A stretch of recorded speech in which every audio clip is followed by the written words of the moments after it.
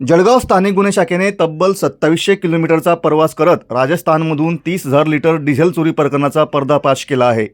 16 जानेवारी 2024 रोजी एरंडोल पारोडा रोडवरील हॉटेल आनंद परिसरात टँकरमधील सुमारे 22 लाख रुपये किमतीचे 30,000 लिटर डिझेल चोरी करण्यात आले होते।